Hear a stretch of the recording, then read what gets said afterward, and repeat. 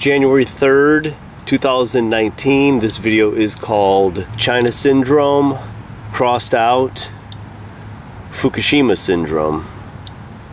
Now, the reason why I call that is the China Syndrome is a scenario of a nuclear meltdown, so named for the idea that there would be nothing stopping a meltdown tunneling its way to the other side of the Earth, which would have been China if it was 3 Mile Island.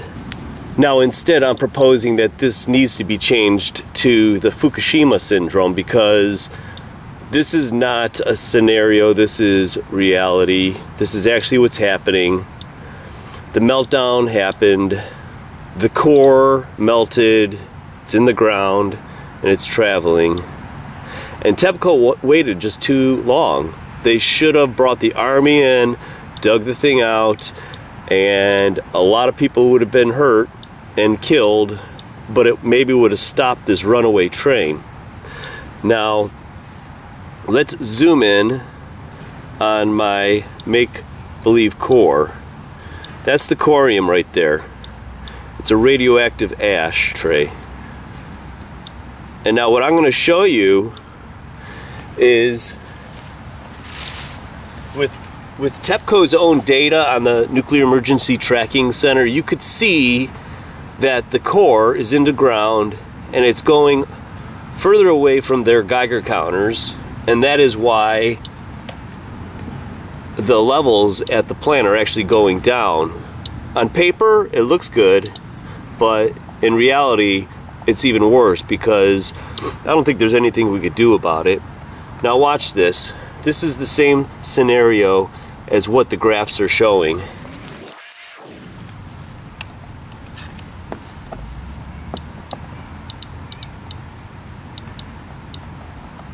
Now this is a radioactive ashtray / candy dish.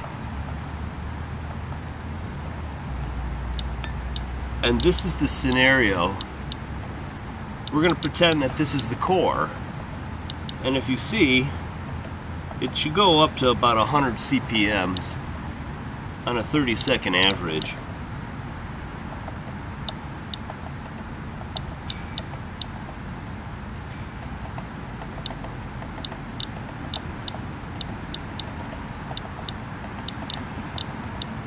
Now, this is the readings that they were getting, we'll say, earlier in the event.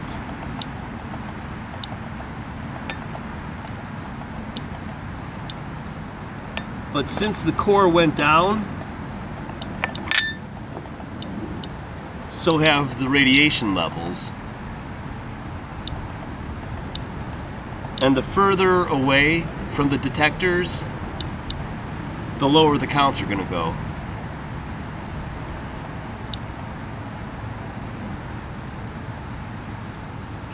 And I'll show you the data that they're collecting around the plant. And it's not a pretty picture.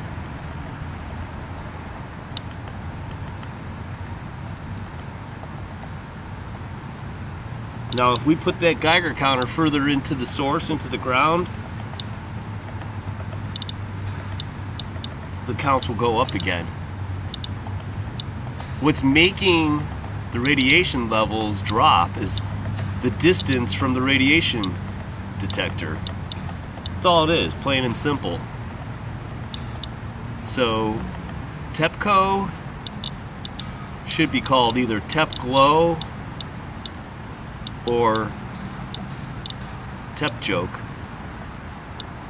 because they really are not taking this seriously. They think that probably 99.9% of the world kind of forgot about it, but there's a few that are going to keep going, because this is a extinction level event. And when there's no food, clean water, there's going to be some serious suffering on this planet. They're all going to blame it on global warming and not the real cause. I mean, look at around you. Look at your radiator, the windshield. There's no bugs. Even look at the trees. Even in the burbs of Cleveland, Ohio, the evergreens are dying.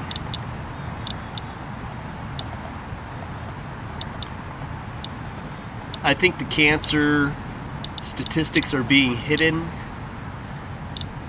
and we really don't know what's going on. There are gag orders in Japan. What the hell is really going on in that country?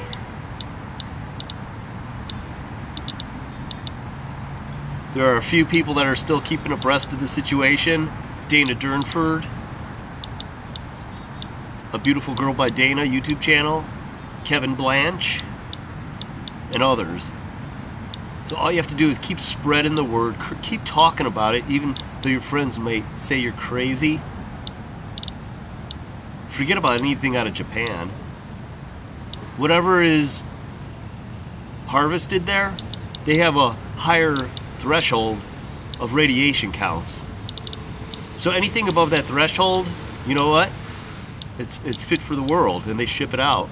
Some countries don't want it, but the governments are like the UN, who's supposed to protect us. They're not.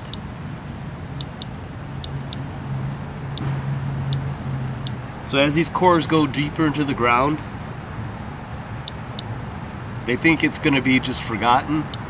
But one of these days, that place is going to either blow or something major is going to happen. Look at rust. Rust is all over the place. Everything is going to start breaking down. And then what you thought was a nightmare now? The China Syndrome, a terrific thriller that incidentally raises the most unsettling questions about how safe nuclear power plants really are. That's what movies are made for. The Fukushima Syndrome, now that's reality.